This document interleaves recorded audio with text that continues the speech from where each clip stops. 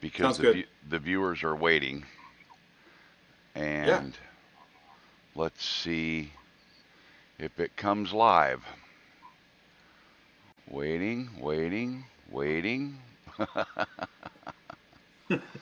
Okay, it says we're live. So I'm going to do one of these, and I'm going to go here, and I'm going to go here, and I'm going to go here, and then I'm going to go here, and I'm going to go there. No, I'm going to go there, and I'm going to say okay. Then I'm going to click that, and I'm going to fly that in and kill that. And we are live on the channel, Rick. Welcome.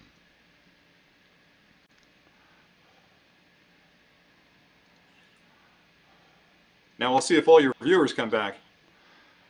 Oh, they'll stick with us. They're loyal. Oh, that's good. That's They're good.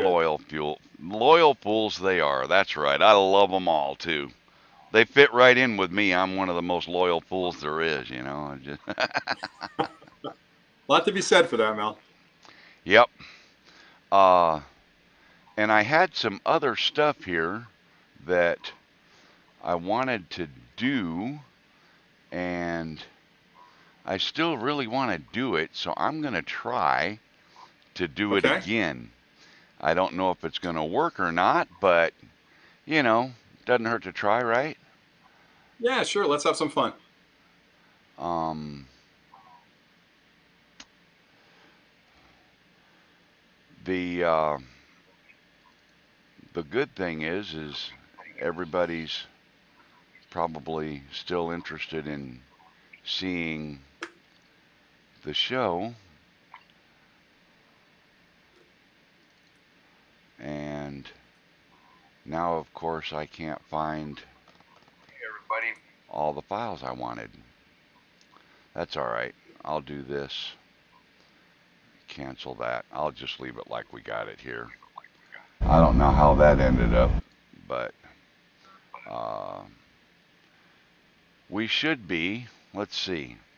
Go back there. Yep. Okay, we're live, and we got you and me on the stream. I think everybody can hear you, Rick. All Let me right. Sounds great, Mel. Thanks make for sure having your me, by the way. audio's I on. appreciate it. Man, thanks so Yeah. much for coming on. It's I'm really glad you were able to make it, and I'm glad you got back You home bet. safe too. Yeah, you bet. Now, where are you today? Are you in a safe place? I know we're getting hammered with that hurricane on the East Coast. I Are am you in a parked safe someplace safe? I am in a safe place. I couldn't be further away. Well, I could be, but I'm not. I'm in San Antonio, Texas.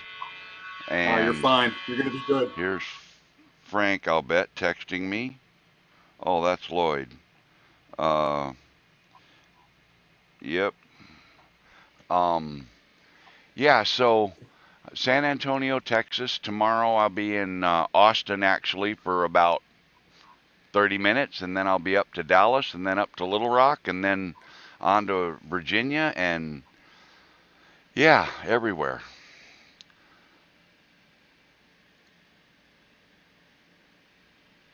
Did I lose you, Rick?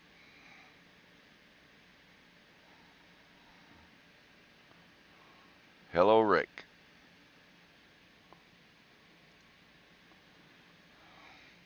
The stream froze.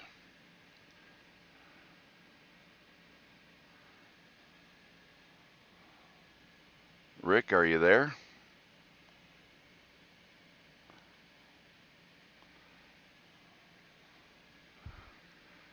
My side's good, but Rick's frozen. Oh my goodness, and Frank's gone. I don't know where Frank ended up, the poor guy. I'm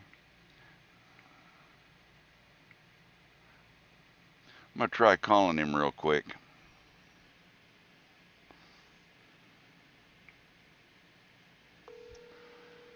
Oh, there he is.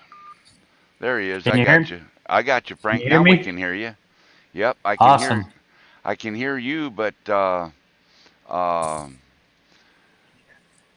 Rick's froze up now.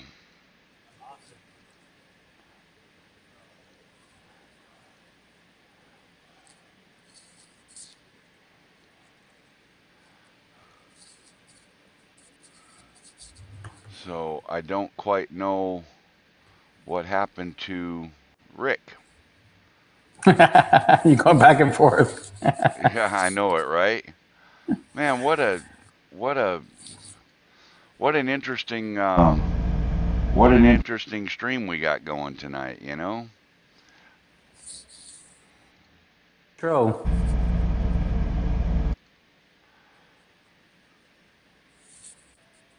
All right. Now we're going to switch it back over to Frank. There we are, Frank. All You're live. right. You're live on the stream and we got your audio That is this time. awesome. Yeah. Welcome. Cheers. Cheers. Happy Wednesday evening. Yeah, man. And I know Hump day, baby. you've been in Vegas all week filming Bo, haven't you? You've been Yeah, I shooting was video for actually Bo? no, actually he was doing the video himself. He has his nice little tripod set up now. Oh, okay. Okay. Yeah, so he's doing really well. Good deal. Good deal. We're here Yeah. trying to prep up for Hurricane Florence. The phones have not stopped ringing for drone pilots out there asking for extra batteries, propellers, even actually units. So it's been a pretty busy last 3 days. Yep. I considered trying to go over there myself, but with my schedule, there's no way I can do it. I just can't, drop all my customers and go do that. Yeah, well, your semi might blow over too. Well, if I go in after the storm, though, not only would Yeah. I would be a huge power station. This 7.5 kilowatt generator would charge a whole bunch of drone batteries.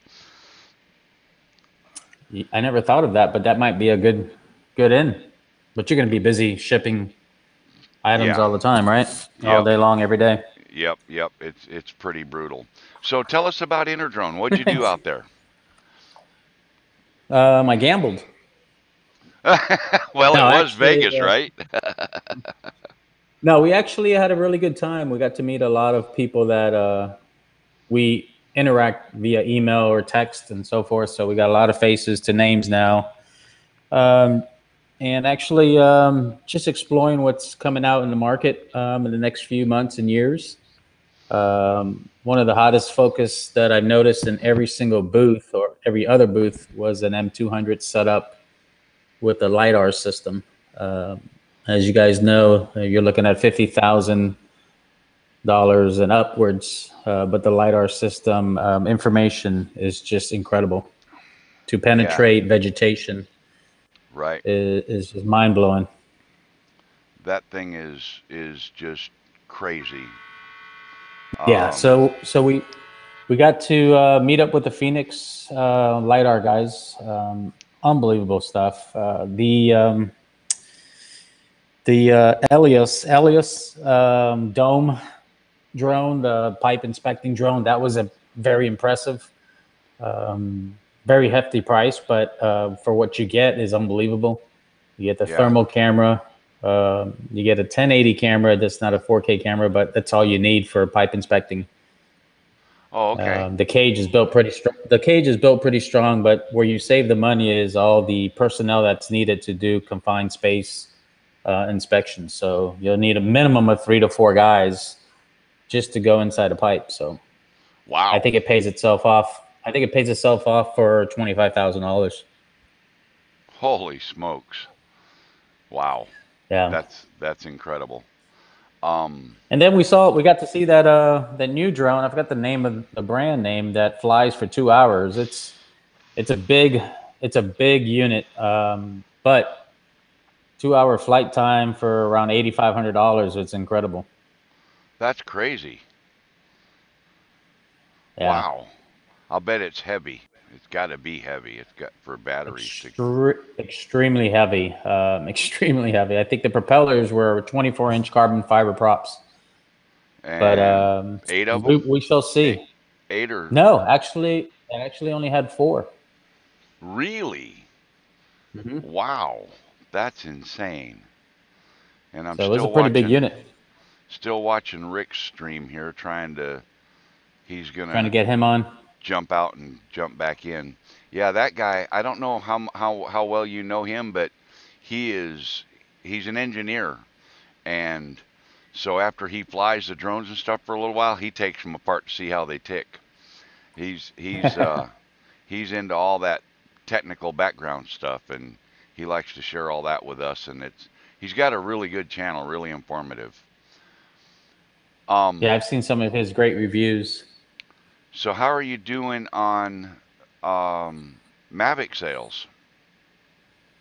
As fast as they come in is as fast as they go out. We're behind about 40 pre-orders of the Zoom. And I think we just got an order in of 24 today that we just shipped all of those out. So I think we got about 17 left on the Pro to fill. Wow. We do have plenty of the Flymore kits in. We got plenty of those. $319 is a really good deal for 2 batteries, bag, 4-port charger, USB charger, car charger. Yep. So it's a lot of goodies. A lot of goodies in there for $300. Yeah, especially when the batteries are $120 a piece. You know. Correct. I bought the Flymore box and I bought 1 extra battery, so I'd have a total of 4. Because did you get it from DJI.com? Yeah. You know, that's how I got my first 2 units too. I mean, I paid full retail on the first 2 units. Well, it's I had to do it that way for some other reasons, but it's just the way it ended up working out. But we talked about just that when you're following that Inspire and something happens, just send it back to us. Oh, we'll take care of you. Absolutely. Yep. No problem. Yeah, I'm probably never going to live that one down. And let's see here now. I'm going to try and do this. Wish me luck here, you guys, because I don't know if this is going to work. I don't know. I really don't. But I'm going to give it a try. And if everybody crosses their fingers, we're going to get there you go, the 3-0. Everybody. And that's awesome. Hey, Mel, can you hear me? We can hear you just fine, Rick. Welcome to the show. Thank you so much for putting up with my nonsense here. Thanks a lot for... I'm just kidding. I was freezing there. I was just messing around. I'm fine. It's good. I can see you fine. Man. I'm just going to... Alexa, tell me a joke. Where does baby corn come from? If there's only where does baby corn. I don't know. Something about baby corn. I don't know. You know. Anyway. Yeah, that's something that Ken Herron would do. In fact, Ken Herron has just done. Just mention that.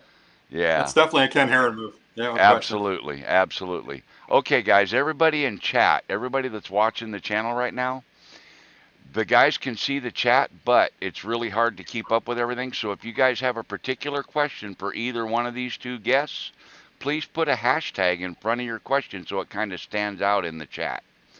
So hashtag ask your question. And quiet, Mel, or quit? Yeah. Lloyd? Oh, your Alexa went off too. Alexa. Okay, we'll bug Lloyd's Alexa a little bit. So, Rick, do you and Frank know each other? Have you ever talked to each other before? No, I actually haven't had the pleasure of meeting him. So, how you doing, Mr. Rick? Rick and Frank. Great. How are you, Frank? Doing great, sir. Doing great. Thanks for the intro. They're doing great.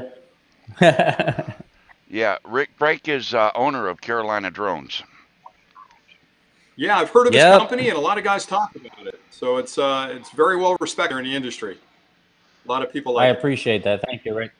Yeah, we definitely love our customers. I mean, we built so many good friends out there across the whole world, not just in the United States, but it's just been a really good ride.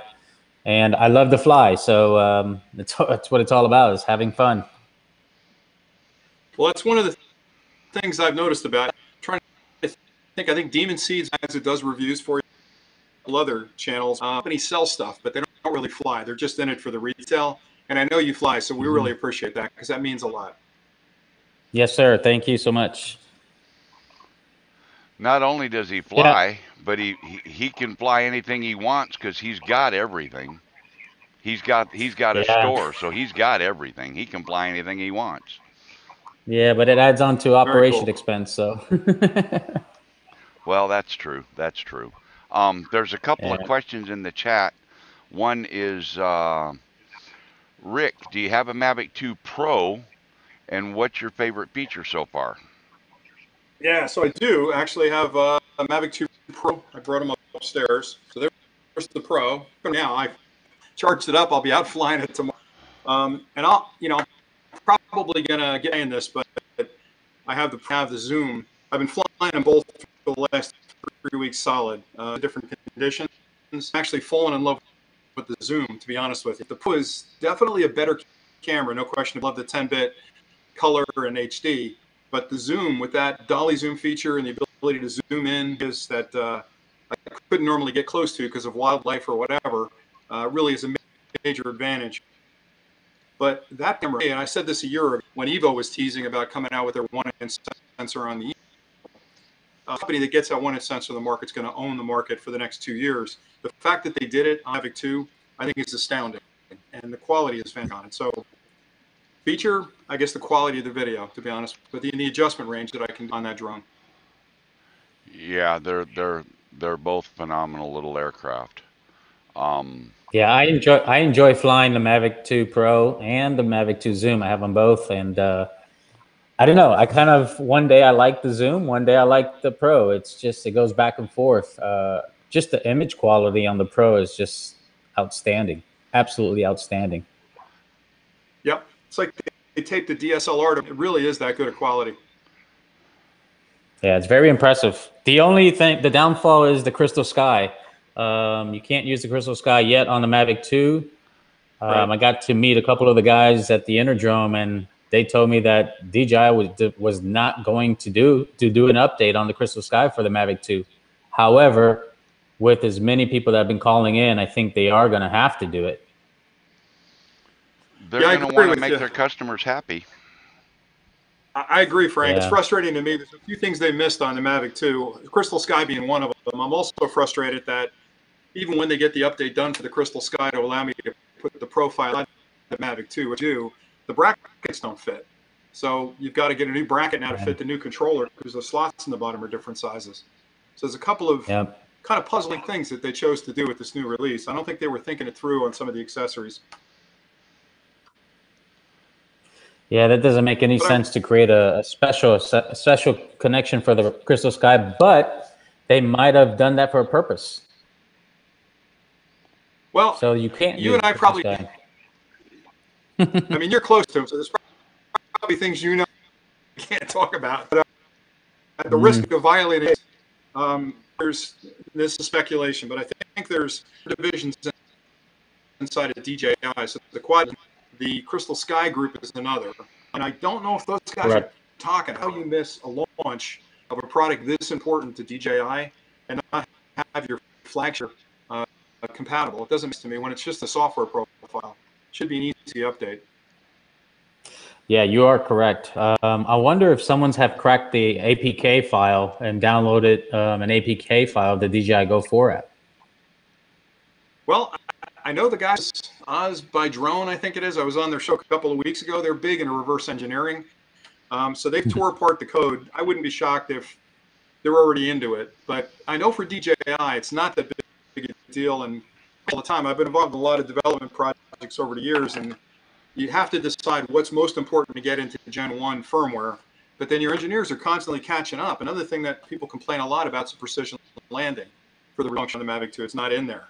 And a lot of people on my channel are saying, we're not going to buy the drone until we build. I know DJI is working on it, but I kind of think they wanted to get this thing out by end of summer so that guys like me that love to fly can fly it, because releasing it in December wouldn't really be a good idea because I'm not taking it out in the snow. But I think features will come. I wouldn't be surprised if they update the firmware in the Crystal Sky to include the Mavic 2. They almost have, to be honest with you. I I can agree. Actually, if you recall, when the Mavic Pro first came out, September of 2016 announcement, and if you were to count all the different firmware updates till this day, Right. is roughly close to 50. I mean, it's Right. just outrageous how many updates. So when that Mavic Pro first came out, it didn't have all the features that it have today. That's true. That is true. And I talk about that a lot. And I know I sound like a fanboy for DJI, but near at the core, I love. Oh, oh, I hang lost on. him there. Yep, hang on. There he is. Okay, I'll pick for example. They go with a lot of firmware updates, but I love something in my hands as a technology and constantly evolve that product through updates. And you're absolutely right. That Mavic Pro started off as a great quad, but got way better over those 2 years with all the firmware updates. I know there's a lot of stuff planned for the Mavic 2, and precision landing is an easy one to build in. All the hardware's there for it. So I think there are big things coming for this. Yep. Yeah, we get a lot of calls in on a daily basis on, would you do a trade-in? Would you do a trade-in? Would you do a trade-in? Well, the going rate for a regular Mavic Pro is roughly $550 to $650. If you were to go into the DJI.com, they're only offering $300 for a trade-in. Right. I still think the Mavic Pro is a really good unit for the price for someone that wants to just get into the drone business, or the drone, just the experience of flying a drone, and not Right. spend that extra few thousand or few $100s for the Mavic 2 Pro. It's a really good bird. Yeah, Frank, I could more, and I get, like you get calls all the time saying, hey, I want to get into quads. You suggest. I think this Mavic 2 looks great. It's on every Facebook pop-up ad. It's on every YouTube video, lead in. So they're advertising the heck out of it, which is great. It's a great quad. But when people ask me that question, I'm always saying, look, if you're not flying today and you're going to do professional work, then go for the Pro. But if you really just start with an Air or start with Pro, because to me, the Mavic Pro gives you probably 85–90% of what you're getting with the Mavic 2 right now. Like you said, it's $400 or $500 less, with the sales that are going on. So that's a fantastic quad. Yeah, it's just, there's messages out there of the end of life of the Mavic Pro, and there's still thousands and thousands in the pipeline between dealers and Amazon and probably still in China. They probably still have containers full of those Mavic Pros. I agree. Yeah, So, what do you, that's going to be around a long time, and as long as they don't, disable the firmware or anything like that, I mean, just because you don't update something doesn't mean that it shouldn't continue to work. Just like your computer, if you don't do updates on a particular computer because you don't connect it to the internet and you don't need the operating system updated because all you do with that machine is in-house video editing, then who cares if you get other updates on it? It works. It does what it's supposed to do. As long as DJI does that with their drones and leaves the old ones alone and just let them function, everybody will be happy. Yeah, the downfall is you're going to get a battery life end. I mean, try to find a Phantom 2 battery out there. You can't. It's almost impossible. And if someone doesn't do the conditioning and taking care of their batteries weekly, monthly, I mean, it's a dead drone. It's just basically well, that's true, but the batteries can be rebuilt. I mean, you can replace the cells in them, but it's not an easy task. Yeah. No, I do not recommend anyone out there to take a battery apart. No, I was just going to say the exact same thing. I'm not a big fan of playing with LiPo outside of the plastic case. But back to your conversation about the drone, like I think you get 2 years of unbridled joy out of flying. You got your $1,000 for it. I know that sounds crazy, but even if you're 3 years out of it, it's still a plastic drone. And there are companies that make aftermarket batteries. PowerMac that comes to mind, where you can get third-party batteries for it. So I still fly, strange as it sounds. I have a Phantom 3 Professional. I'm still flying that on a regular. Some of the Phantom 2 stuff. So we get a lot of good use out of them. I would stick with the Mavic Pro unless you really have that larger sensor or the cool features the Mavic 2's got. Yeah. No, I mean, DJI, everyone knows that DJI is the best drones out there. I mean, hands down. I mean, I sell them on a daily basis. I fly them myself.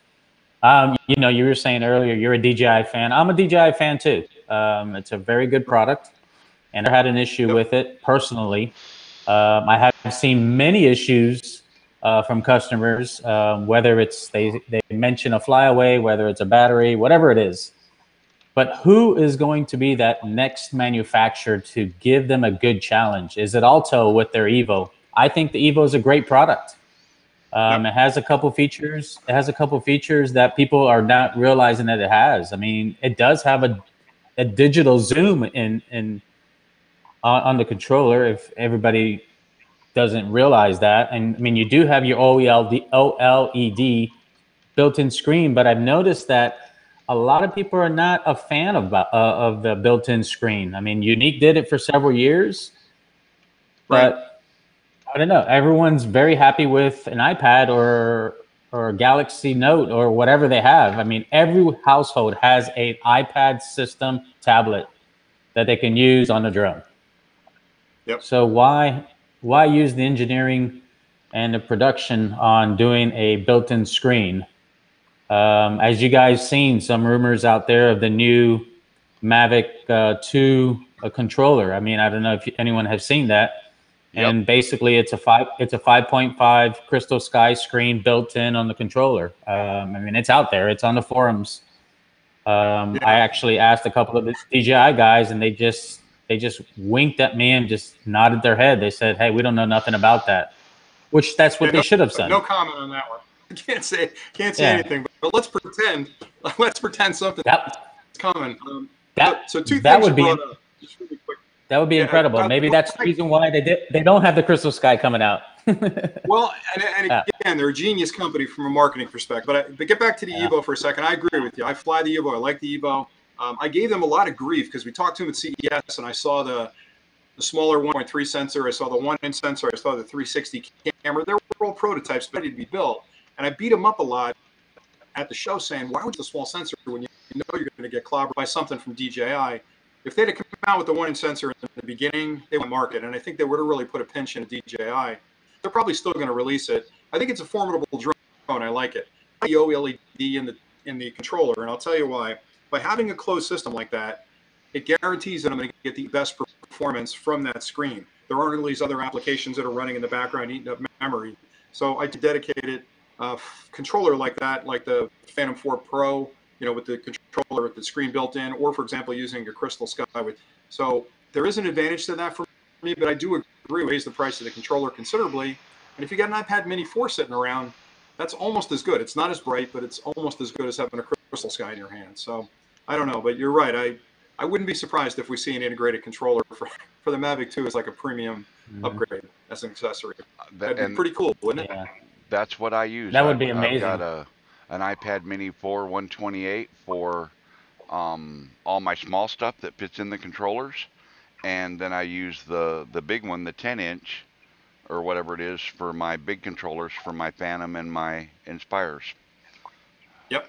Or as you know, there's the Apple announcement with all the new phones now. I mean, maybe don't trade in your phone. Keep your old phone and use your old phone, deactivate it, but only turn on the Apple ID and use it as your screen for your Mavic. Yep. Yeah, and delete all those applications you're not using. Get them all eaten up space. Yep, get them out of Delete there. It all. Clean it up. Yep, exactly. And then just do hotspot off your regular phone, your new phone. Exactly. Right.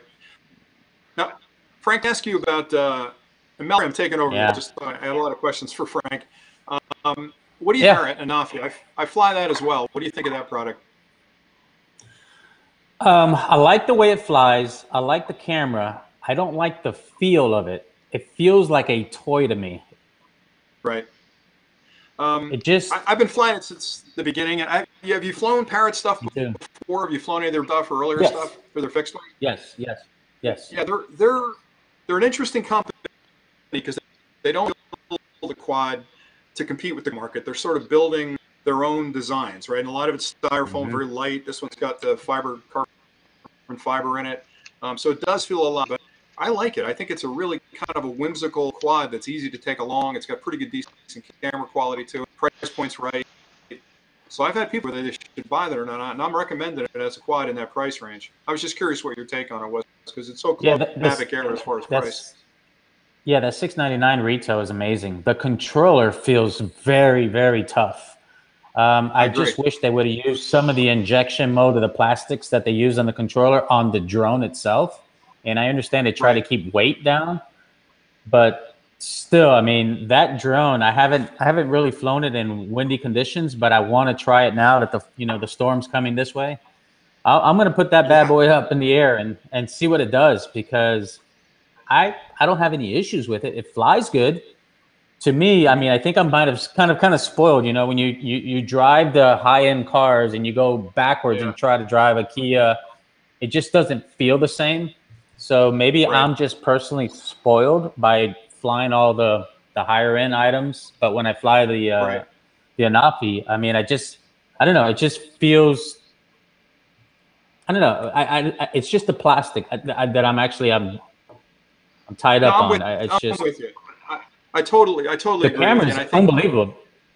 I think the same, and I had the digital zoom. It does great there. It's got the face up, kind of can't look above you. So it's got a lot of innovative features. It is a light quad, no question about it. But I always try to be sensitive to customers' budget. I'm lucky that I go to a lot of shows and it comes out, and I fly a lot of stuff because I'm a nerd and I like technology. But I have a lot of friends that I don't want to spend $700 on a quad. What do you got? Best I can get for $700, and it's kind of a catch too. Do we go with the Air? Or do we go with the Anafi? I cool quad. I like it. Hey, the Spark is a really good drone too. Yes. This might be a good question for you, Greg Kunert from Oz by Drone. He says he has a 12-inch iPad Pro. He knows there are 3D printed extenders for mounting on the controller. I have them. But are there any P4P compatible mounts for P4P, that size? yeah, it's the same. Yeah, it's the same. It's the same mount that uses all the DJI controllers, from the Phantom 3s all the way to the M600 controller. It's the same. It's the same adapter. I'll see if I put the link in. I'll find it now. Okay. In a second here, and I'll put it on the YouTube. Well, actually, I don't think you can put a YouTube link. I mean, a product link on YouTube. Yeah, you can put. I think you can paste any link in there, but you have to type in there so I can make sure you're a moderator. I think you are, but okay. I would have to turn it on so that you can. Let me check. Let me just find it real quick. Because that's what I use when I'm not using my Crystal Sky. I use a 13-inch Pro. Hey Frank, while you're typing, if you put that Anafi up and that wind down there that's heading your way, make a long string to it, just so you can get it back if it takes off. I definitely will. I'll be thinking about you. Okay, yeah, it says, oops, remove. Yeah, it says remove the link. Yeah. Oh, okay.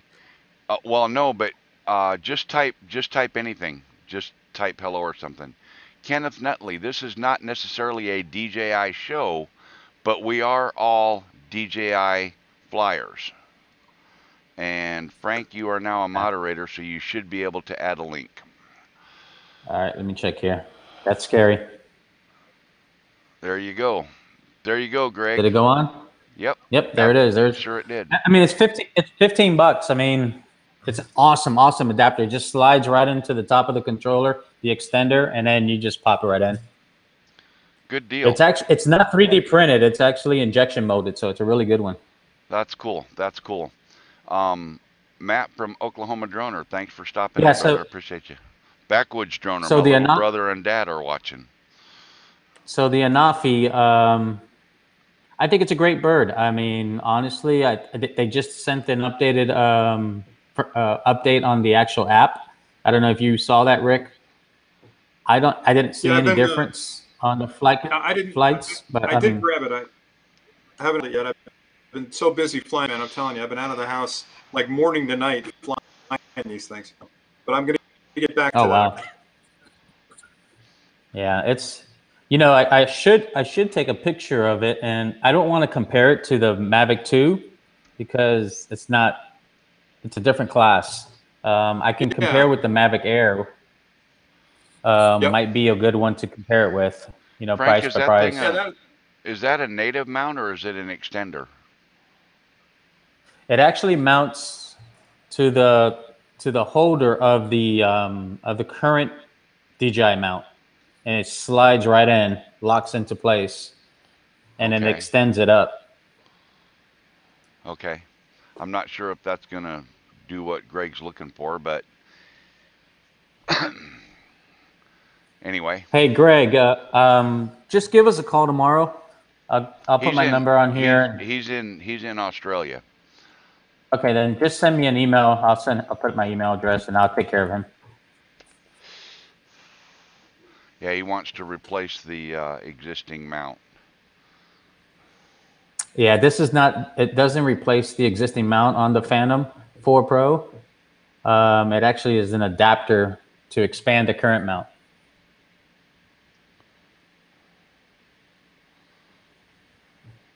Thanks, Steve Carpenter, for the comments and coming in. Thanks for showing up. Appreciate you being here. Rick, what's Yep. your absolute favorite drone, not counting any Mavic? Oh, Because man, I got a bunch. I know the Pro Platinum was his favorite until the Mavic 2 came along. So Kind of Yeah. was, yeah. It's sentimental. I'm going to sound like I'm getting a little weepy here, but one of the first drones I flew with my son was the Bebop, the original Parrot Bebop, and that's got a Wow. special place in my heart. Much fun to see him put the drone up for the first time, to understand what his dad's been raving about for the last bunch of years, and become a hardcore drone flyer. So that one's got a special place in my heart. But short of that, I mean, the Phantom series are just kick-ass quads. The only one that I'm still a little bit queasy about, and you guys both fly it, is the M2. And I've mentioned before that I feel like when you fly a drone in perspective of how big it is and like in the air, but when you put that Inspire up in the air or an Inspire 2 up, it's like a pterodactyl taking off. When those arms fold up, it looks like you're flying almost military equipment. It's just that big. It's very, very impressive. So that's probably it when I have to do work, but it's not one of my favorites. I like the smaller drones. So if I can't have a Mavic, I'll go with a Phantom. Probably the Phantom 4 Pro, the V2, because it's quieter. So I don't know, Frank, if you have the same opinion or what your favorite is. You know, I fly them all, Rick, just like you. Of course, the Mavic is my go-to now, but the Phantom 4 Pro V2 has probably the most hours on it because it's compact and it gets very good quality image that I'm looking for, and it flies like a champ in sports mode. It's just an overall great built quad. I mean, it's rock solid. The Inspire 2, hands down. I mean, hands down, the Inspire 2 with the X5S camera on it. Yeah. I switch my lenses. I do a 45 millimeter lens, and it's just the focal point is just incredible. And then now I'm spoiled with the M210 and M200. I mean, that's the Inspire without the folding legs, but you can put the same payload and same camera system. Right. However, you can't control the focusing with the Sendence controller on the M200 like you can on the Inspire 2. So, if I was to choose, the Inspire 2, hands down, is my favorite bird. All right, so let's turn that back on the host then. Mel, what's your favorite? What do you like? well, my go-to for just, hey, isn't that cool? Quick, get up in the air. Keyword right there, the air. Yeah, it's a beautiful drone. I absolutely love the Mavic Air. It's a fantastic little fantastic little drone. Does great video, takes good pictures. It's quick and easy to get in the air, and so I'd say that's my first choice. And then of course my second choice is either one of my Inspires, but usually I grab the one that's got the Z3 camera in it because of the zoom. Right. I was recently in Southern California for my 40th high school reunion, and I took the Inspire out over the ocean and went out the mouth of the harbor and out to where the jetties are at the breakwater and turned the drone south. There's a landmark there that is the Oceanside Pier. It's about 3/4 of a mile long, if I remember right. There's a restaurant out on the end of it. And it's a landmark for the marina because it is exactly 1 mile south of the marina on the beach there. And I had the Z3 camera right over the mouth of the harbor, and I was showing my brother-in-law, and I zoomed in on the pier and absolutely filled the screen of my big iPad tablet with that pier, and that was a mile away, and it's just phenomenal. Agree with you. Now, Frank, going back to that 4 Pro V2, I find Yes, when sir. I fly that, when I compare it back to the original Phantom 4 Pro, the improvements they made, I know a lot of people were like, oh, big deal, they're coming out with a V2.0, what's the big deal? But I think those sinusoidal ESCs, and especially those propellers, the flight thing is, to me, a lot buttery smooth. It's a much more, I don't know, when it's up in the air, and it's got better control, for my eyes anyway. I feel the same thing when you fly it. Oh, absolutely. V2? Okay. Yes. So it's yes. not It actually feels, no, it feels very inspired to flying. You're absolutely correct. Yeah. The sticks are very sensitive. I mean, you can feel the bird when you're moving your sticks instantly. The Phantom 4 feels like there's a millisecond delay on it versus the V2 choppier, for sure. It's jerkier when it's in the air to me, the Phantom 4, the original. And yes, I did a ton of testing. I was lucky to get one of those early from DJI to test it. And I thought, okay, let me move the prop to the version 1 and see if that makes a difference. And it made it quieter and it improved the flight a little bit. But I think it's really the sinusoidal ESCs. And I've noticed the same thing on the Mavic 2s because they have the same sign ESCs in them. It's just a smoother flight. It's just a way sexier bird up in the air to fly than the original. So I think those are a big deal. Oh yeah, for sure, hands down. You're absolutely right. I mean, we saw a lot of the quiet props. I highly recommend them. I mean, I think you get more thrust out of them versus the quietness. I mean, I noticed the quietness if you put them side by side, but if you're flying all day long, you really don't notice the quietness. But unless you're flying them side by side, but those props, I think you get they're thicker, or I would say more of a wingspan. So I think it gets more wind thrust. So it's more stable up in the air with the quiet props. Yep.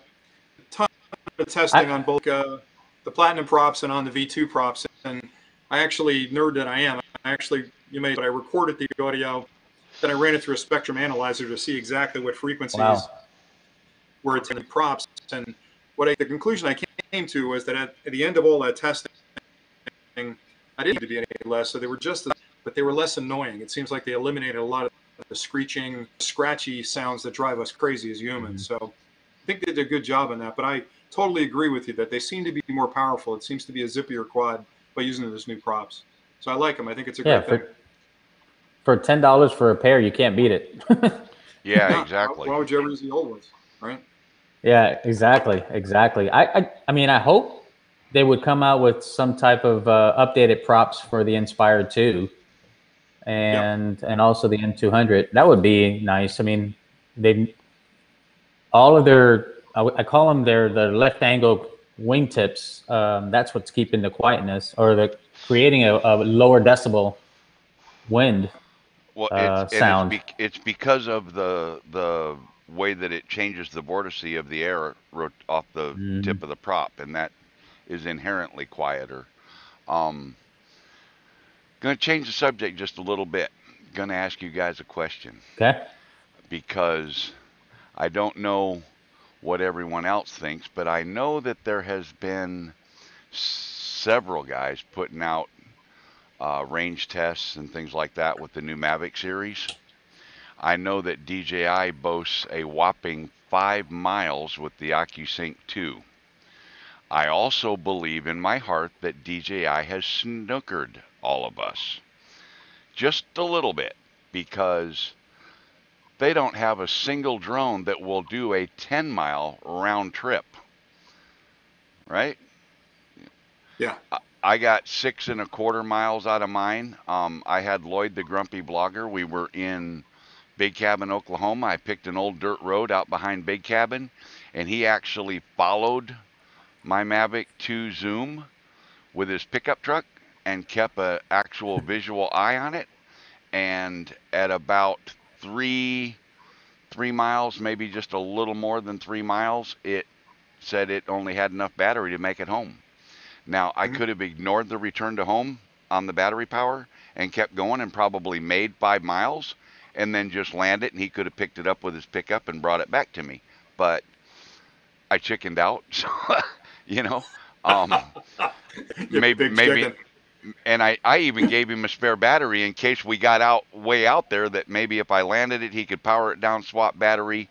Maybe I'd be lucky to get connection again and fly it back. But we didn't even test that. Right. So what do you guys think about that thought with DJI saying, you can do this for 5 miles, and everybody buys the drone and finds out that, I think the one video that I watched, and I don't remember who it was, but they turned everything off. They turned off all the sensors. They turned off everything that the drone did not need to actually just fly, and he got 7.2 miles round trip. What are your guys' thoughts? Yeah, so I'll let Frank answer first because I've been talking a lot. But I have some fun. Frank, you can take it first. See if we can get your DJI sponsorship for a month. Go ahead. So have we been number snookered, one, or is DJI going to give us a 10-mile drone? it's got to be just like the flight time. I mean, they tested it. I'm sure they have that unit just in case somebody has some lawyer power that would take them to court and say, you didn't have a drone that didn't fly 5 miles. So they have that one drone sitting in a case somewhere just in case somebody approaches them on that. I promise you on that. I mean, I was in the power tool business for 25 years. So, I mean, you know, when a torque drill says 600 pounds, that drill sits inside a safe somewhere. So when they call them and they say, where's the drone?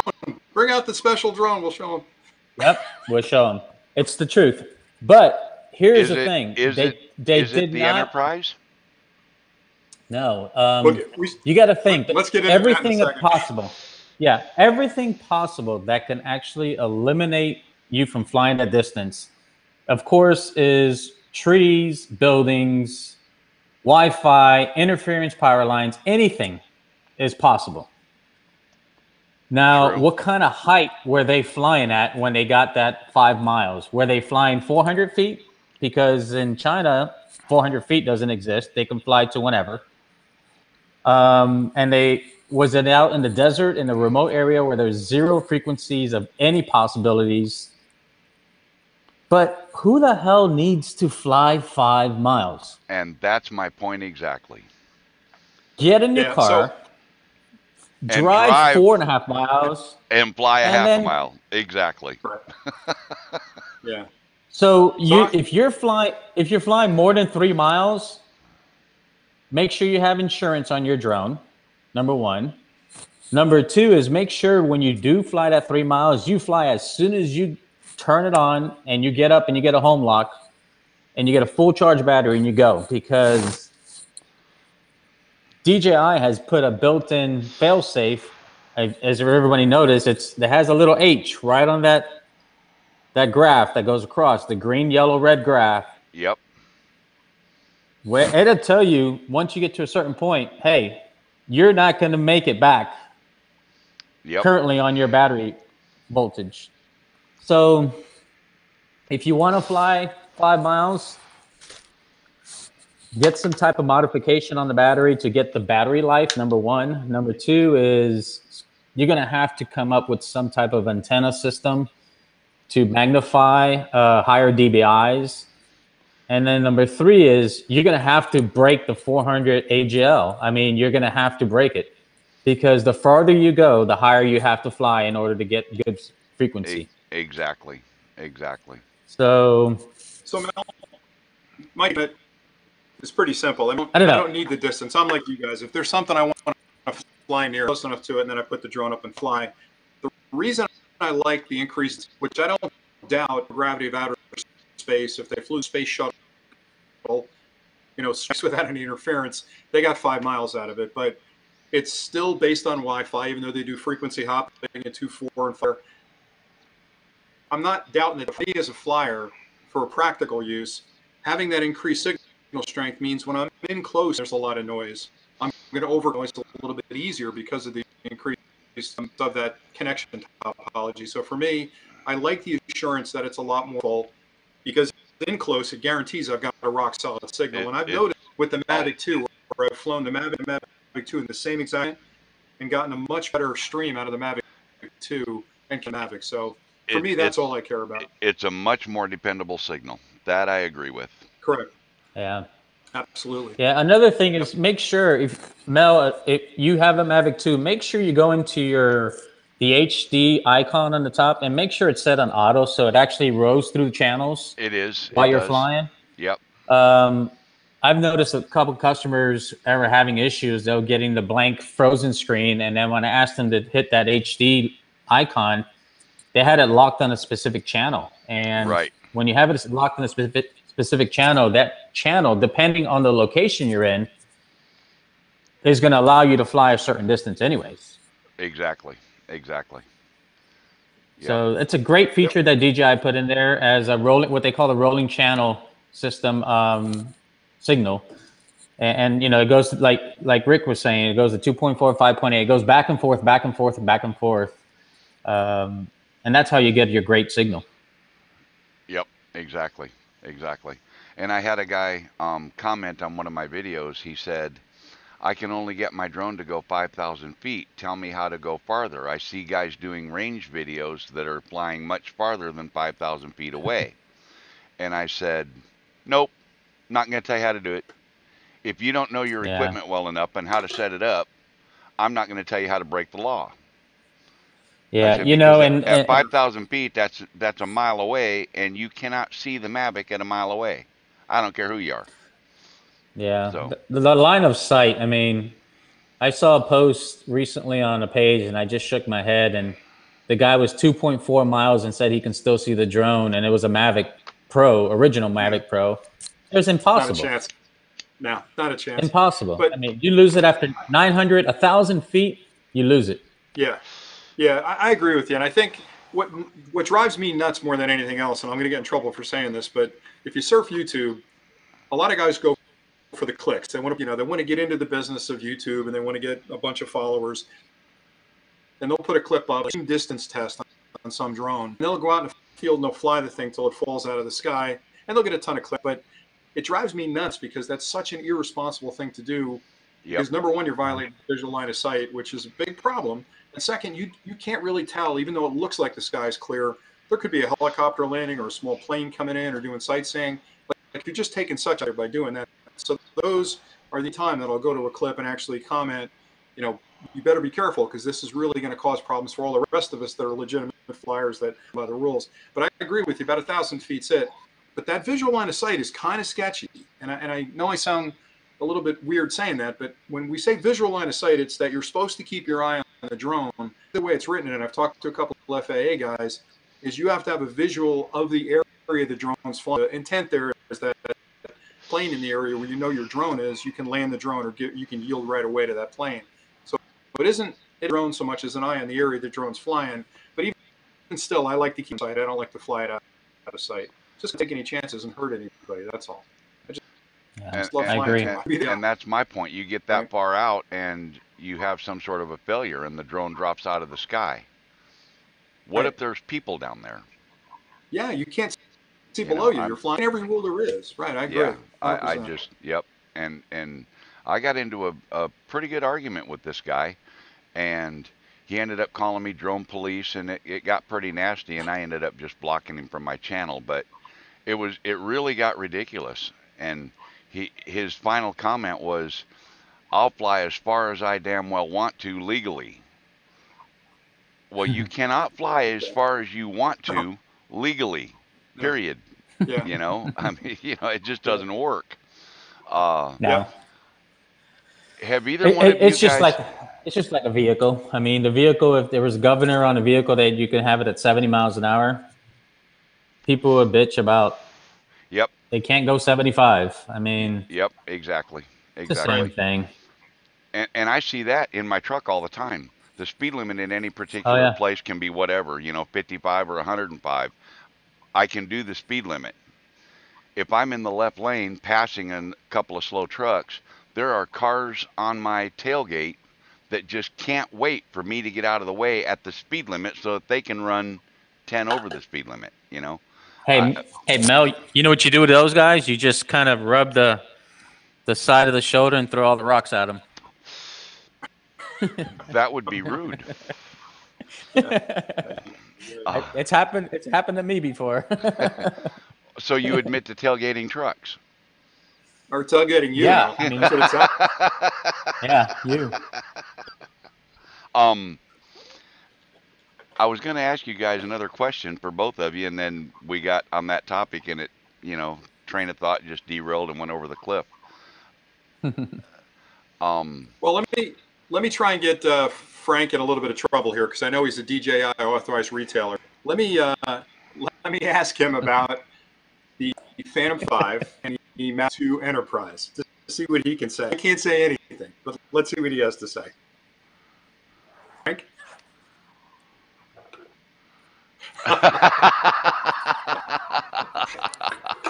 So, wouldn't it be cool? I mean, wouldn't it be cool if products actually hit the street? I can answer those questions, Rick, because I'm not affiliated with DJI. You want to know what I think? Yes, Mel, please. I think the P5, I think we're going to see that. I think it's going to have interchangeable lenses. I think it's going to be maybe even it's going to be north of $1,500. It's going to be touching $2,000 or maybe north of there. And I think it's going to hit the market late fourth quarter, just in time for Christmas. That's what I think. The Enterprise, that's going to be a totally different game. The Enterprise, I think, is going to have capability of infrared, all that kind of stuff. That's what I think the Enterprise is going to do. And yeah. So far, the last 6 months, everything I've said about the new Mavics has proven to be true. Everything I said, including the statement that I made about it's going to have some sort of time-lapse capability. And I picked up on that from something in DJI's video about the release when they first started playing the See the Bigger Picture video. I picked up on something in that told me it's going to have a time-lapse feature. And sure enough, when it hit the street, it had a time-lapse feature. And I was the only one talking about time-lapse. The only one. Yeah. They should get you under NDA, Mel, for some of the stuff. Yeah. Well, I've emailed them. I've emailed them, and they told me to pound sand. So, Oh, all right. Well, nicely, I hope. Nicely. Yes, I think. I tell you what. Again, I don't know anything, but it sounds like what you're guessing would be really cool stuff to have in those two new drones, if in fact they're building those drones. Hey, you know what? It's my story, so I get to tell it my way, right? There you go. There you go.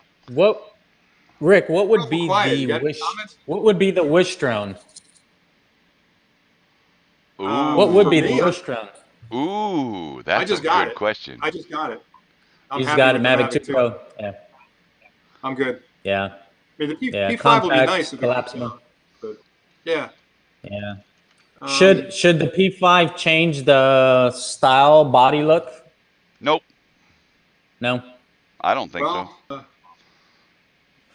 The leaks that are out there have it looking like a P4 with a gray body, interchangeable camera, and a few others.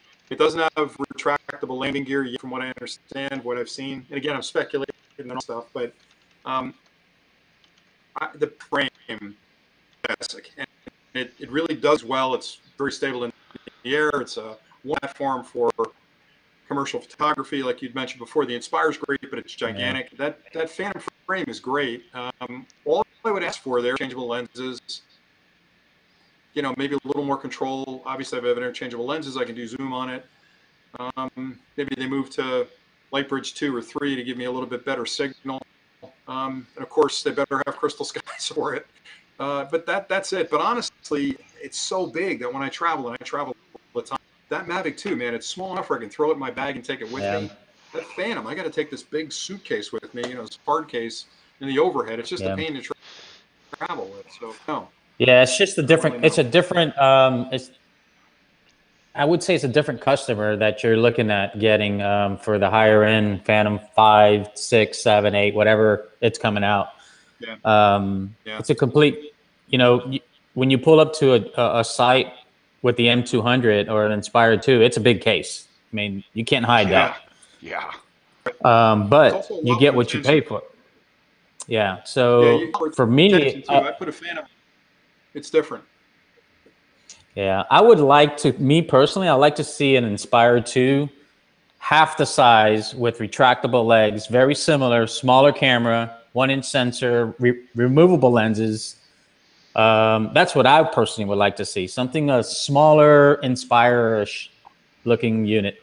They almost have that already, Frank. What is it called? It does not have a really super good camera. I think it's a 720 or 1080 camera. But it is a smaller Inspire. It costs about $120. Oh my gosh. I can't remember who makes it, but I knew that would get you. I knew that would get you. Frank, I'm trying to change the subject. No, actually, you know what else? Rick, I don't know how far. Do you remember the Wakera Tally H500? Yeah, I do. Cool product. That was a very cool 6 props, housing. I mean, it was Phantom feel. You know, their flight controllers were horrible, but and a horrible controller because it was just way too big. I would like DJI to come out with something like that with the 6 props. Well, 6 props, something like that, hard case, kind of like a Phantom feel, but 6 blades on it. That would be nice because then if you lose one, you can still fly it. Right, it's got the redundancy built. Now, I do have an interesting product that I'm actually just got it yesterday. It's pre-release. A company called X Dynamics. Frank, you probably have heard of them. CES, they've got Maury actually shipped me one. Okay, they're out ahead of a lot of things, and they're not really competing with DJI. They're more I don't want to call them a boutique drone manufacturer, but I looked at the thing. I had it out of the box. I did the unboxing video. I'll be posting it in a couple of days. They've really thought every aspect of that drone through, and it's very Phantom-like in its profile. The airframe is like, but it's carbon fiber combined motors. They've got a controller, which is unique. It's got an integrated display, but it's got 2 displays, and you probably know this, but for the guys that are tuning in, one flips up and you have your telemetry. The other one's got the first-person view through the controller. It's just like a really, really nice drone. So, and Maury's the guy I'm talking to. I'm saying, dude, you got to get this thing in the street. If that P5 hits in December, they're going to pull all the air out of the point with that. So you need to get this out there and talk about it. It's a removable camera. So it's coming, I think it's coming with a 1/2.3, which it has on it. But they've got a thermal coming. They have a 4/3 camera coming. So that's a pretty big deal. So we'll see how that plays out. But I'll have those clips in a little bit. Yeah, that's an impressive unit. I saw it at the CES, and it's all carbon fiber. I mean, it's not the fake-looking carbon fiber. It's real carbon fiber. It's built sturdy. I think it's good. The retail is going to be anywhere between $2,200 to $2,400. It's not. I heard $2,495, but I think it's almost, if they're going to continue to release different cameras for it, then you can Inspire. You can snap on what you want for the job you need to do. Cool. Yeah, it's a nice. The controller is impressive. It's sexy. They've got patents on technology too. Their connection topology is unique. Like the OcuSync 2 is unique to DJI. They've got a proprietary transmission tech company from Israel that nobody else is using. I don't think it's the ISL band. I think it's or ISM band. I think it's based on another that does frequency hopping. I'm just starting to get my arms into it to sort of look at the technology, but it looks like a very impressive quad. First in my head after DJI. Yeah. I can't wait to get mine. I think ours is coming in next week with the new updated firmware. Yeah, there's been a couple of those. I can't wait to see your unboxing. It's pretty cool, and it comes in a beautiful case. Like the case is big, but it's a crush-proof case. You can actually sit on the case when you're flying. They're thinking through all the little nuances of the product. Cool. Maybe we give one to Mel so he can actually test it. Maybe Hey, that'd be you might. cool. Yeah, That would be cool. that sounds good. You can drive. You can drive it from me to Rick and Rick back. There you go. Yeah. Uh, So kind of speaking distance. So you speaking of get driving there. to Rick, I'm going to be in Rutherford, New Jersey next week. Okay. So I'm I'm gonna around. I'm actually. that Yeah, we should hook up. that place where I talked about with you before. That's where I'm going to go because once I do my delivery up there sometime during, I believe, Wednesday, probably I'm going to take Thursday off again. So that's my plan at this moment anyway. We'll see how it comes out. All right, excellent. Well, we'll go fly. We'll find some place to fly. The nice thing about Jersey, which I'm actually working on a clip about, is that I don't know how it is down there, Frank, in the Carolinas. I know that we were just in Charlotte a little while ago. They have some pretty restrictive flight bans down there. And New Jersey used to be insane with the drone ban. Have every little town, lake, or beach all put their own drone bans in place. And one of the good things that our governor did, I didn't like the governor, but he on the way out, Christie, was that he signed in the law bill rescinded every that banned and pulled that control back to the state. So the way it works in Jersey now is you can fly anywhere you want as long as the FAA rules, except for no-fly zones around sensitive installations and stuff. So And that's it the way really it ought to opened be. up the skies for us. I agree 100%. So I don't know how it is line it down there, Frank. Are you? Do you know much? I'm sure you know everything about us, but how do they? Is it still fragmented? You're breaking in and out. What was that again? Asking if the drone laws down there in Carolinas are really restrictive. In North Carolina, they are. You have to get a separate North Carolina license on top of your 107 or 336. In South Carolina is not. I mean, there's no restrictions really. I mean, besides the airports and nuclear plant that's over here and close to my area. So standard sensitive areas then. Correct. That's fair. I think it's more education is what we need to do and push out there is educating the officials, the law officials, and the regular everyday person that doesn't understand the drones. And Yep. I think that's the problem. Yep, I met up with a guy just the other night over in somewhere in Oklahoma, south of Norman, Oklahoma, and Oklahoma Droner is his screen name. We'll give him a little shout out there, Matt from Oklahoma Droner. We met up at a Walmart, and we were flying our drones in front of the Walmart parking lot, and we were flying them all over the place. There was an airport. In fact, we could see the blue and white rotating beacon behind the Walmart. We could physically see that with our eyes. But it was closed. It was a municipal airport, and Matt actually went over there because when he called on the phone, he got no answer. So he actually went over there, and the door was locked and nobody was home. So we were flying around and enjoying it. We were staying under 200 feet, I'd say. I don't think we went over 200 feet. Just having fun with the Zoom and the Pro Platinum, and I let Matt fly the Inspire one because he'd never flown one, and lo and behold, about an hour into it, just about dusk, we were packing up. Actually, we were done flying. Up pulled a police cruiser, and he walked up to us and he says, "You guys got drones in them cases?" And I said, "Yes, sir."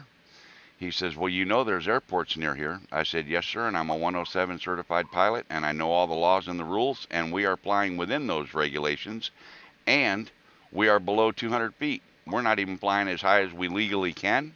So as long as they stay above where they're supposed to be, and we stay below where we're supposed to be, we're safe."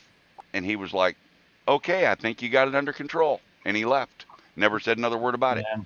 It was actually quite pleasant. And Matt and I both looked at each other and went, "Uh-oh, here we go." They're going to run us off. But it was, I think the guy probably had some education about it. He knew what he was talking about. I highly recommend if you live in an area, whether it's New Jersey, Rick, get to know the police chief, get to know the police lieutenants, get to know a couple of the guys there, and so they understand that you're going to constantly flying drones. This is what you do. Your drone value, do videos, and so forth. So when they do get a phone call, they already know, hey, Yep. That's great Correct. They're already advice, Frank. That aware. is great advice.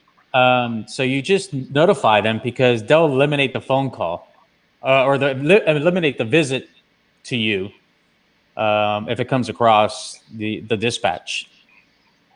It Yeah, I think works. that's a It great works here. idea. I mean, everyone knows. I mean, literally everyone in our area knows if there's a drone in the air, they call me or they actually say, "Hey, is that you flying?" And usually it's no, but everyone knows us here, so they relate the drones that are in the air to us, which is good and bad. But I Yeah, mean, they all know that I'll that be can be a calling them double-edged when I'm sword. actually. Yeah, it could be a double-edged sword, but it works for us here. And I've traveled in certain areas, and I'll make a phone call, and a simple phone call, and all you get's the "Thank you, I appreciate that," Yep. and that was it. Yeah, I agree. I've had really good luck. I fly all over the country, and I'm always respectful of the local laws. I do a search before I fly in a particular area. I never fly ports. I try to pick wide open places and just beautiful locations to film. But it's puzzling. There's so many overlapping nations. I mean, I'm a pretty big of if the FAA over the airspace governing body. If I fly by their regulations, it should be fine. But a lot of these parks and beaches really they have the authority to control what happens, and they kind of do at the beach, right? I mean, you can't Mm-hmm. drop your pants and run across the beach. They have rules for that. But when you're flying, as long as you're not over people, I'm not over the water. And even I make to those guys is look, I'm down here in September when it's me and a couple of seagulls on an empty beach. Who am I hurting by flying my quad? What's with the rule? And they're adamant. So when the governor decided what there's a patchwork now of overlapping regulations that's just too confusing. It's now up to this. That was a big move. I had very little to do with that. That was really driven by an organization called NODE, N-O-D-E, which is a organization anybody out there that needs to have help with their local municipality drone laws and stuff can engage guys. And they're just an advocacy group like us that'll happily get involved, sort of explain the law to the local authorities if needed, and really push that. And they were the ones that governor's office to have that rule changed. So many complaints from flyers in New Jersey about how unfair that flying rule was. So I'm really happy with them, Yeah. and kudos to those guys for doing that work. It's been great. That's awesome. That's awesome. I mean, if we can multiply that by millions and thousands out there, I mean, hopefully we can educate and educate and educate and constantly educating, which will open the eyes to possibilities of anything really. I mean, you think about it in the last 5 years, how much the drone business has grown is incredible. People are doing things with drones that you never can fathom of. But Yeah, and it's always it's the one wing nut out there that does that ruins it for everybody. And it's yeah. hard because it's one of the entry to the barrier to fly is so small. I mean, a person can walk into an Apple store, buy a drone, come out in the parking lot, power it up, spin it up, and fly it, not really paying attention to the rules or anything. So our job, I think, as YouTubers and responsible flyers, is to do what we can to help educate the public. We want them to be flyers. I love new people coming into the hobby that for the first time you see that gleam in their eye like it's Christmas morning when they put that quad up. Mm-hmm. That's hard to replicate these days. So I love that new people get in there, make sure they understand the rules and they fly safe and they have a lot of fun out there because, again, one or two knock drones in an airport, it gets on the evening news, sudden, bam, there's restrictions, and that's bad for all of us. Yeah, Yep. it is bad. Yep. I agree. And Mel, Good. with your travels, I mean, I know you pull up to some of these truck stops, and you said Walmart, of course, because they open up their parking lot to all drivers. I mean, Most have of them you? do. Most of them do. Yeah, most of them do. I mean, what do you see out there when you go city to city, state to state? Actually, I have had what I would say zero trouble. I Yeah. really have. I mean, normally I'm at a truck stop or at one of my customers or something.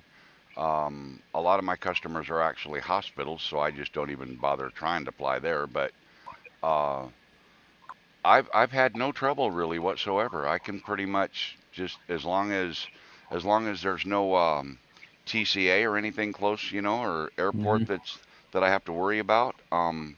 I've had, I can say, knock on wood, I've had zero trouble really. Yeah, That's great. that's awesome. But I pick and choose I mean, you'd where be I fly surprised. quite, also like over in Big Cabin, Oklahoma. That's pretty much extremely rural. Um, we picked a dirt road to do that range test that Lloyd came up. Lloyd came up from Muskogee and helped me do that because I wanted him to actually follow the drone with his pickup so he could be my eyes on the drone. We were on the Mm-hmm. phone the whole time, and I had he would have me on speakerphone in his pickup, and I gave him a digital audio recorder so that everything that we said was being recorded so that there'd be no doubt that we were in communication, even though I couldn't see the drone. And Mm-hmm. we picked this dirt road that had it dead ended exactly 5 miles away from where I was parked, just for the reason of the test. And I thought, perfect, old country back dirt road. We won't encounter any traffic or people or anything. It was rural farm area and stuff like that. And I'll be darned if we didn't have two people come down that dirt road now I didn't fly over the road. I was, off in the field, 20 yards from the road, but Lloyd's trying to drive on the road and watch the drone rather than watch for traffic coming. And that's the reason we picked that area. But we did actually see two vehicles on that road in the 20 minutes or 30 minutes that we were doing that flight. So Yep. it was easy to avoid, but again, it out in the country. It's extremely rural, and usually Yep. that's where I pick places to fly because in city limits, it's really hard not to get over a road inadvertently. You're watching your screen, you're shooting your video, you're framing your shot, you're doing what you want to do, and all of a sudden you realize, oh crap, I just crossed that road, and then it's too late because you've crossed it, So Yeah. Yeah. I try to avoid that kind of situation and typically try to fly in rural areas for the most part, and that's probably why I don't have any trouble. So let me ask Yeah. you. And, Let me ask you. Go ahead, Frank. Sorry. no, go ahead. No, you go ahead, Rick. Go ahead. I was going to change the subject, but go ahead. Go ahead. Yeah. No, what I was going to just say is, the rogue guys that are out there, my recommendation to them, and not that I endorse this, but just don't post your pictures. What the hell you're doing wrong? Right? I mean, I'm not endorsing it, but just, Keep it to you're doing yourself. something wrong. Keep it to Sure. yourself. Don't If put you it on want- YouTube. Don't if put it you- on Facebook, Right. and just Yep. keep it. That's all. I mean, that's all I recommend them to do. But the biggest reason they're doing it is for the notoriety. Hey, look what I did. Right. That's right. That's right. And they won't be flying in a month or two, right? They do that and then they move on to something else, but we got to deal with the aftermath of it, which is not good. It's a shame. exactly. Yeah, I mean, Mel, think about this. Do you drive do you drive the speed limit on the highway every time you drive your truck? Absolutely. I don't. I'll admit it. I don't. I don't. I mean, I I'm have 85, 90 miles an hour. But do I actually get my phone camera and look at the speedometer and take pictures and post it on Facebook? No. Exactly. Right. Exactly. Right. But I have to. So- You're a little different situation, Mel. Yeah, you're a little different situation. Yeah. It is. It track really of it. is because if one of you guys running 75 and you crash into a couple of cars, you're going to hurt some people. You're going to get hurt. Maybe somebody's going to die. If Right. I'm running 75 and crash into a couple of cars, they're dead people. Period. Yeah. It's much more dramatic. You're right. You're right. So to me, I don't have So a let me choice. ask you a ticklish question and try and be honest on this one. So have either of you guys ever in the history of your flying crashed a drone? Now I'll go first. A bunch. I've crashed a bunch of them, and it's always something dumb that I'm doing. I'm usually too involved in the scene, and typically it happens when I pull back away from something. I'm trying to get that dramatic shot pulling away from a lake or something like that, and I'll bang it behind me. Now, Frank, have you ever crashed your drone? If you're not crashing, you're not flying. Exactly. Okay, good. Good. I mean, absolutely. Mel, I have you ever mean, crashed I your- actually. Oh yeah. What was Mel your has. worst, Frank? What did you do?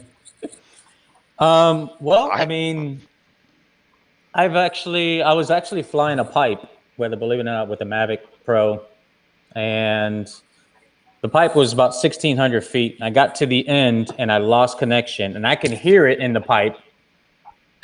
And as soon as I heard it go down, I'm like, shucks, there was a good 2 feet of water on the bottom of there. And I mean, it just went down. So I had to literally had to get in a vehicle and go completely around the entire highway. It took me about 15 minutes. I get to the drone. It was still on. The props were still spinning really slow. My Luma cubes were still on. And the video, whether believe it or not, was still on. I went and put my hands in the water, picked it up, and I looked at it. I turned it off. And when I looked at the video, all that, you can see me grabbing the drone. It was the wildest thing ever. And honest, I let it dry for a week, and I still fly it. Nothing happened to the drone. Yep. Weirdest thing ever. Another incident that I had literally in front of my shop. Actually, I was flying a Phantom 3 when they first came out, Phantom 3 Professional, and it was code. I had a customer that came over and said, "Hey, I want to see the demo on a Phantom 3 Professional." I'm like, "Yeah, sure, no problem." Well, I had the drone in my car. Number one, wrong. So the battery was really cold. I popped it in there, turned it on, didn't let it warm up. And as soon as I went up, I mean, it was 50 feet, 75 feet off the ground. It just shut off and it just tumbled, completely disintegrated. Yeah, that's dangerous. That's quite a demonstration, Frank. Yeah, and after it, I just shook my head knowing that you can't do that. But I mean, that customer ended up not buying the Phantom 3 Professional. He ended up not buying anything from us. Whatever he bought, I don't know. But yeah, that was a bad one. And then I had a prop fly off on me on the Typhoon H one time. Oh. Yeah, flying it for 15 minutes, and I literally was not high. I can see it, and the prop just flew right off. It came down straight down. So I would say there's a couple more, but not like you said. You're backing up off a tree or something like that. Yeah. Yep. But nothing that I did intentionally. My worst one, and my worst close call was in Port Huron, Michigan, with my Inspire. I was flying right near the Blue Water Bridge, and I was over land. I had just flown over and shot some video of a railroad car museum, and I turned back toward the river to go back out over the river, thinking I was on my side of the bridge, the south side, and the drone was actually on the north side of the pillar. Now, instead of looking at my monitor screen to see where the drone was heading, I'm watching the drone thinking I'm good, and I heard that dreadful noise of as one of the props clipped the concrete pillar. The drone began to dance. It was spinning. It was dancing because I shaved one of the props down. I shaved the right prop down about 50%. So the drone was still trying to fly, and it ended up out over the water. And my worry was it's going in the drink. Part of the video, and I posted the video, it's on my channel. You can actually see one of the landing gear leg in the camera, and the landing gear were still up at that point. That's how bad the pitch was, and pitch and roll. Wow. I ended up having to rotate the drone once because it kept wanting to try to spin. I couldn't get it to fly the direction I wanted, so I had to rotate it to bring the direction back to where I needed it to go. I got the landing gear down. I got it back over the ground and landed it in the grass. And I landed it so hard that I had to pick grass out of the camera lens. Wow. I mean, I come that close to, it was like, get it on the ground now, so that's what I did.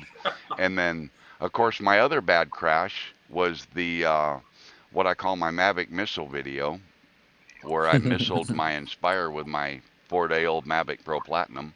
That was a real joy. I took out my Mavic Pro Platinum, my Inspire 1 version 2, and my Z3 camera all at once.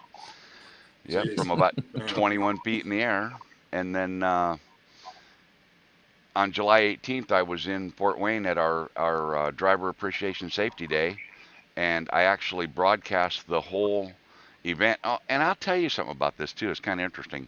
I broadcast the whole event on our Facebook channel, on my Facebook channel, because all of us guys that work for this company, a lot of us are on Facebook, so a lot of them weren't able to make it to the event. So I broadcast the whole thing live on Facebook, and I was flying the Mavic Air, and I was playing with it real close to the ground, right next to the curb, over the grass, and there was some tall grass and little weeds and things sticking up, and somebody said, "That thing sounds like a weed eater." Well, you know where I went, right? I started trimming weeds with the front props, and My God. it was doing really good. It was the tall weeds were falling over, and it was looking like trees falling down. It was looking really cool, and then I got just a little bit too big a bite of one of them, and it wrapped up in the prop, and the Mavic Air ended up on its back on the ground. But so that was kind of interesting. But that's the extent so far, knock on wood, of my crashes. And I thank God for Frank and his store and his crew. I'm going to tell you what, Rick, this guy has got the absolute best team imaginable working for him. We got the best looking team. Well, you got that too. I'll give you that. That video that I posted advertising your store on my channel, where I had Natasha pose for a couple of pictures. Oh my God, everybody wanted to see more of Natasha. They didn't care about the store. They wanted to see more of Natasha. But men. Yeah, right. Boys will be boys. But she's really got a great personality. She's extremely helpful, and she really cares that the customer gets taken care of. And I get that from your entire team, Frank, and that's just awesome. You run an awesome operation there, man. You really do. Thank you. They actually run it. I just help them out. Well, you got the right people doing it. I know that for sure. Yeah. Well, when those girls fly, and they can walk the walk and talk the talk. I mean, there's guys that call and they're like, "Can I speak to a gentleman on the phone?" I'm like, I don't know, get it. Keep going. Keep them going. And next thing you know, they answer every question they have. It's just mind blowing. Well, you need a recording that says, "Do you want to talk to the man in charge or the women that know what's going on?" You know. Actually, I'm going to print that sign. There you go. Next, Rick, you look like you got another question. Uh-oh, maybe we lost Rick. He froze? Yep. Rick, put another quarter in the Nickelodeon, man. You froze up. I hope it's just Rick and not me. No, the stream still looks good. I don't hear him. I'm back. Hear it. There you are. Oh, you're back. Sorry about that. You're not moving, though. We got a lot of wind out there. I think we may be losing power lines or something. Uh-oh. You're too far north. See you again. Before I lose, I want to make sure you remember, I'm going to send you, Frank, I'm not doing this to make you send them hats and stuff, but I'm going to send you a Drone Valley couple of mugs. I'll send you 2 of those and 2 of these hats. You can keep a set and give a set away to review. Okay. So I can give you some tchotchkes there. Get with me on email and we'll swap addresses and stuff. We'll get that worked out. Sounds great. That's cool. Sounds really good. I've been trying to watch chat looking for hashtag questions. I haven't seen a whole lot. Some of them. Most of them I think I caught for you guys. We've been on quite a while. It's going on close to 10:30 for you guys. Yep. About ready to wrap it up, you think? You guys got any final thoughts you want to share with everybody? Lucius, let me go Rick, first. So, Frank, it was really, really nice meeting you, and I'm going to look you up when I'm down there in the Carolinas. So thanks again for the invite. Appreciate it. Anytime I can get on and talk about drones, man, it's a good night for me. So thanks a lot for having me. I love it. Had a great time. Yeah. Thank you for coming on, and we'll see you on Thursday, or I'll be in touch. You know, we'll work something out. Sounds great. Yep. Thank you. And Rick, thank you, and great to meet you finally in person. Well, in person, but in video. But I mean, that's how I always see you. But absolutely, I mean, anytime you're in the area, just let me know, and I'll make arrangements. And if we want to just go fly some places, I mean, I got tons of places we can fly. But for the final thoughts tonight is prayers to everyone that's going to be affected with Hurricane Florence coming in. Agreed. I know it's close to me here. We're still 140 miles away from the coast, so we're pretty safe here. But you're liable to see some flooding. Yeah, Wilmington, Myrtle Beach, Charleston, Georgetown area, that whole coast is just such beautiful area. I mean, it's just like the Jersey Shores up there. It's just beautiful, and it's just going to be sad to, you know, in the next few days, it's going to be recovery mode, especially with the flooding down there. It's very lowland. But prayers to all the families and all the drone pilots that are out there, and just be careful. I mean, just because you're a drone pilot, don't go out there and just fly. I mean, there's going to be a lot of Army helicopters and recovery helicopters, and there's just going to be so much activity in the air. Is the best place to be on the ground. Don't be that guy running into something. There are a couple of things that are going on as far as that goes. And before I close down the chat, I will post a link. There are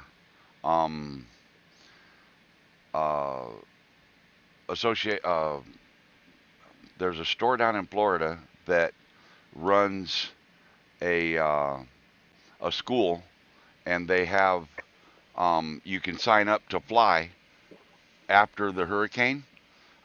They've got connections with the power people, the telecom people. They've got all the connections that everybody needs.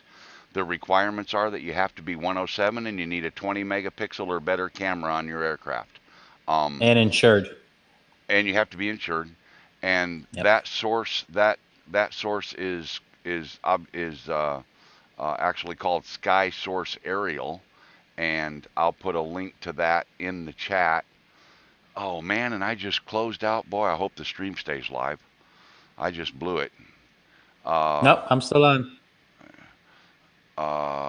Let's see here. It's still up, Mel. Yep. But I need to get back to that so that I can get to the chat to post things in it. I'm hoping it still stays there. Yep, it's still showing live. Okay, good deal. Copy and go to chat and paste. So anybody that wants to sign up for recovery efforts, and it actually is a paying gig. Sky Source Aerial's got it set up so that you can get $350 travel fee to get to the location. If you're accepted as a pilot and meet the requirements, and actually before you go, you know, you'd be all signed up obviously before you take the time to drive over there. But it's $400 a day if you don't fly, and $500 a day if you do fly. So that they got a pretty good gig going on right now. For anybody that's available to go over there and help out with aerial and tower inspections and all that kind of stuff. Anything flying. Well, that's good. Well, just be safe out there. That's all I ask everyone. Just be safe. Don't do anything stupid. Don't be rogue. I mean, don't try to get that extra shot. Just be careful. Just be careful and. Yep, get the extra shot on the next battery. Exactly. Yeah, just don't do anything stupid. But thank you so much, Mel, as always. I mean, you're always welcome down here.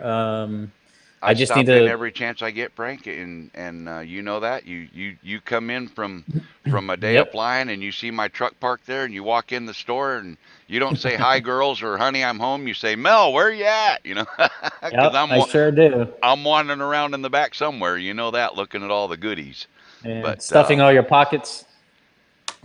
Only with what you can't see, I take. I give you so much free stuff all the time. I know it, right? I know it. Yeah, that's awesome. I appreciate everything you do, buddy. Well, be safe out there as we drive from town to town, city to city, man. There's crazy drivers out there too. I do my best, and you know what? I've got a dash cam. It's a cheapie. It's a low quality camera, but it does the trick. It does the trick if I need it. I actually got run off the road just about yesterday by a truck. Yeah. I was gonna pass him, and about the time I got halfway by him, he put his truck about 3 feet into my lane, and I had the left side of my truck in the grass almost on the left shoulder of the road. So it was pretty scary there for a minute. But and I've got the video of it, so I may post some of that video sometime. I save all the video from my dash cam just because people ask me, and I'm compiling some shots that I think will blow people's mind of things that going down the road in a truck. Boy. Traffic. Yeah. You can do a whole new page of videos of just that. A whole different channel, exactly. That's right. Yep. Yeah. But anyway. All right. Well, Frank? 10:30 is up. I appreciate Yep. all the followers watching, and thank you for guys for everything. If you have any Rick. questions, feel free to call the shop. Call myself. Rick, great to meet you. You have a great Yep. evening, sir. Same here. Rick, You thank you too. very Thank you. much. Thanks again, Frank, Mel. thank you You very bet. much. Thank you guys both. I really appreciate you taking the time to spend with us tonight. That really means a lot to me and You bet. all of my viewers that watch. Sure We thing. appreciate See you you guys. guys. Thanks. Thanks, guys. Good night.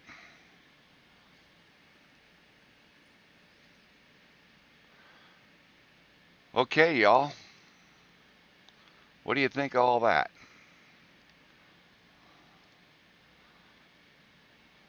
That's going to pretty much wrap up the show for tonight. And I hope everybody enjoyed it. I hope everybody got some good answers and some good information. Good advice from both of those guys.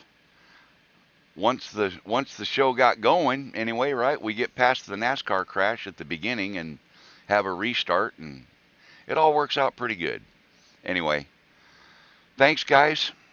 I really do appreciate everybody sticking around, and I know it's late, and we all got to do our thing tomorrow and do our real jobs, and I appreciate everybody staying and watching the show and participating in the chat and everything, and